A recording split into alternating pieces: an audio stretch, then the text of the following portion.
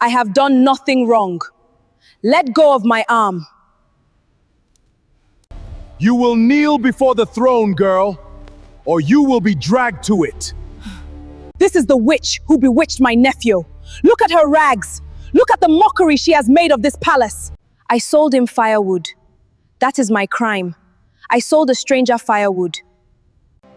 Kneel.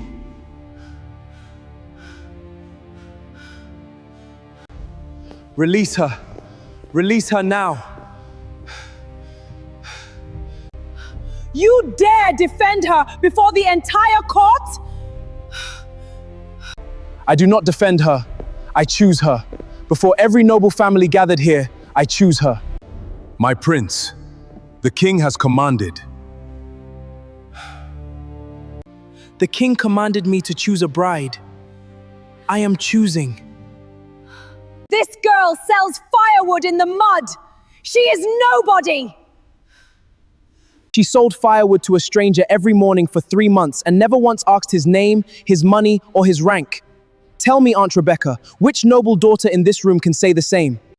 You are the prince. I have been the prince this whole time, and you have been the only honest heart I have ever met.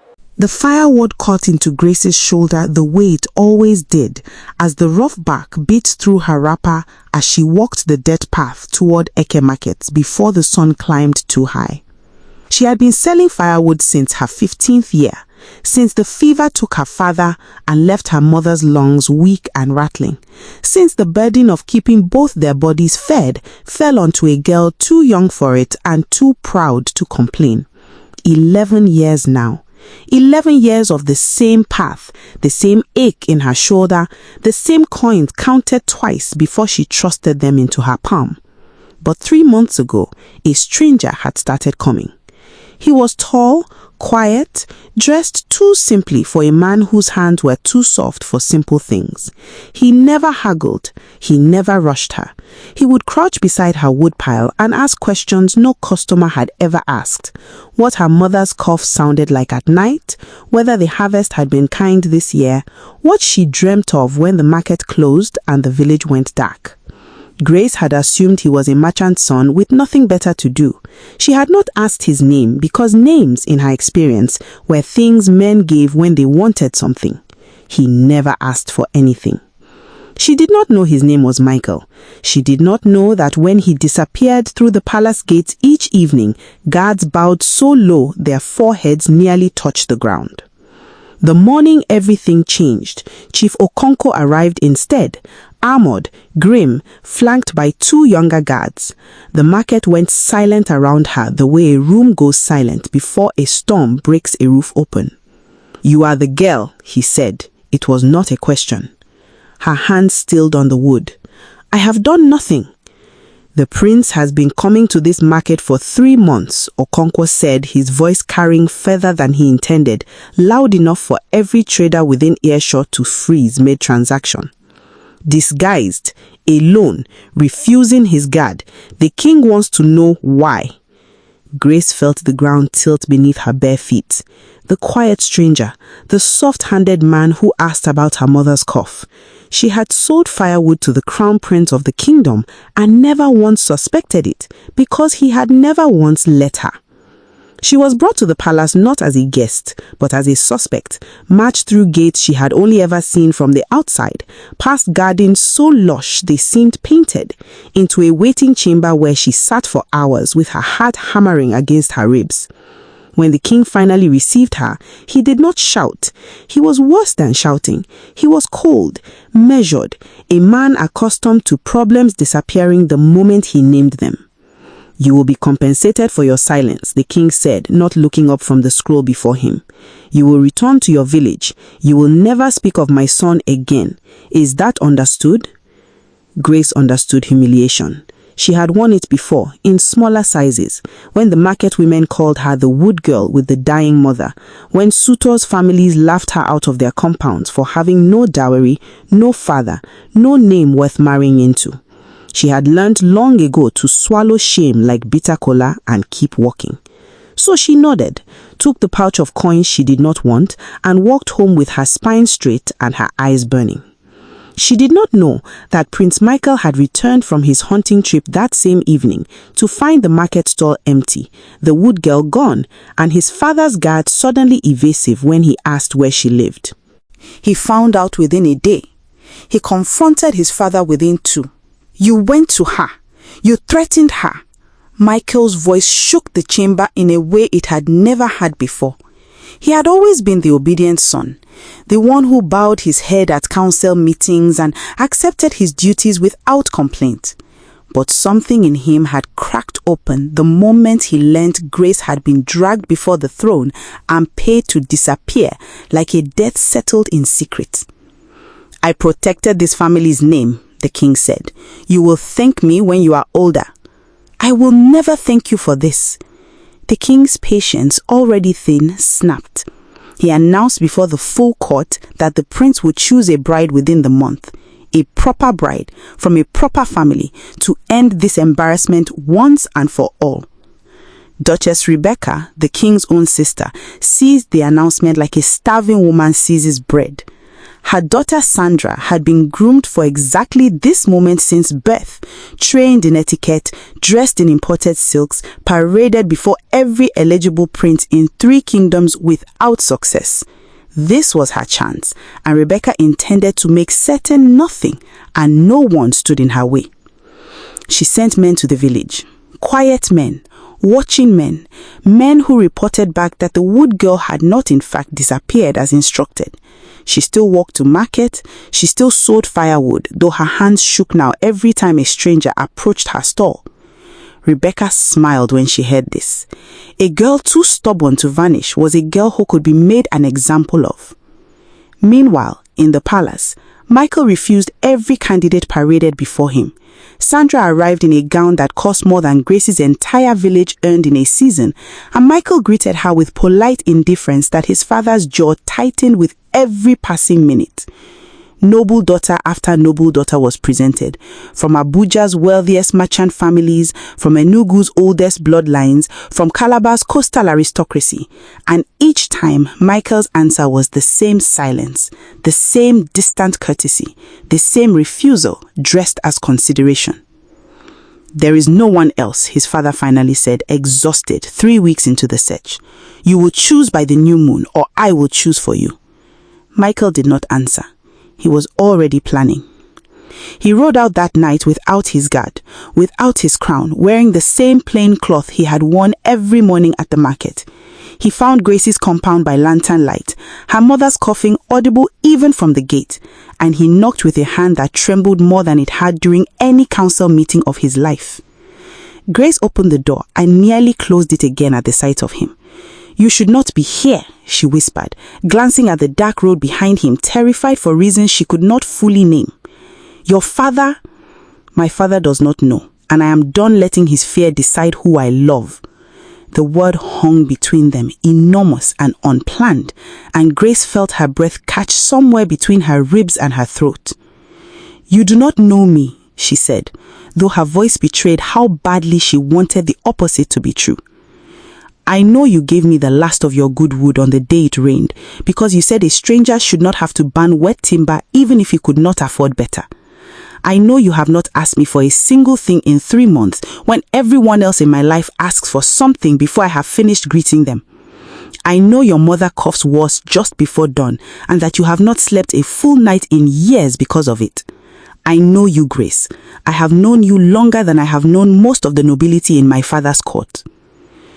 She wept then, standing in her doorway, 11 years of exhaustion finally breaking loose. He did not touch her. He simply stood in the rain that had begun to fall, waiting until she stepped forward and let him hold her the way no one had held her since her father died. Rebecca's spies saw the lantern light. They saw the prince's horse tied outside a wood girl's compound past midnight. By morning, the story had reached the palace. Twisted into something uglier than the truth. The prince bewitched, the girl a schemer, a village witch who had used charms to trap royalty into disgracing his bloodline. Rebecca did not correct the rumor. She fed it, whispered it into the right ears, planted it in front of the king himself with tears she had practiced in a mirror. She must be brought before the court, Rebecca urged. Let the people see what she truly is. Let your son see it too, before it is too late to save him. The king, humiliated and furious, agreed. Grace was taken from her home at dawn, her mother's frightened coughing following her out the door. Chief Okonkwo's grip firm on her arm as she was marched through the village. Every neighbor watched from behind half-closed doors, too afraid to intervene. She was brought to the palace not as the prince's guest this time, but as an accused woman, dragged before a throne room filled with nobles who had gathered specifically to watch her fall. That was the moment the whole kingdom would speak of for years afterward. Grace on her knees on cold marble, Rebecca's voice shrill with false righteousness, Okonkwo forcing her head down, and then the doors busting open as Michael tore through the crowd still in his traveling cloak, refusing every attempt to slow him. "Release her," he said, and the room fell into the kind of silence that precedes history. "I choose her. Before every noble family gathered here, I choose her." Rebecca's fury cracked the air. Sandra, standing pale and humiliated beside her mother, said nothing at all, because even she could see there had never truly been a contest. The king arose from his throne, and for the first time in the entire ordeal, he looked not at Grace but at his son, really looked at him, at the steadiness in his spine, the certainty in his voice, the way he had ridden through a rainstorm and faced down an entire court for a girl who sold firewood. "Explain yourself," the king said, though his voice had lost its earlier edge. "She never asked me for anything," Michael said simply. "Not my name, not my money, not my rank. She gave me her best wood on the worst days and never once expected repayment. I have spent my whole life surrounded by people who calculate what they can gain from me before they finish saying good morning. She never calculated anything. That is not witchcraft, father. That is the rarest thing in this kingdom, and you nearly threw it away because you were too proud to recognize it." The silence that followed was long enough for Grace to feel every eye in the room, long enough for old shame to rise in her throat, long enough for her to brace for another rejection dressed in royal language. Instead, the king descended from his throne, crossed the marble floor, and extended his hand to help her rise. "Rise, child," he said, quietly enough that only those nearest could hear. A king who cannot recognize honesty when it is standing in his own throne room does not deserve to keep it hidden. Rebecca's protest died in her throat as the court, sensing which way the wind had truly turned, began to murmur. Not mockery now, but something closer to awe. The wood girl, the one who never asked for anything, the one the prince rode through a storm for. The wedding was held at the start of the dry season, in the palace gardens Grace had once only seen from a distance.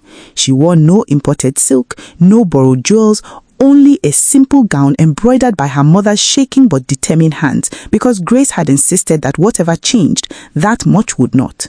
Her mother, given the finest physicians in the kingdom, sat in the front row with a cough that had finally begun to quiet, tears streaming freely as she watched the daughter who had carried both their lives on her shoulders finally set the burden down.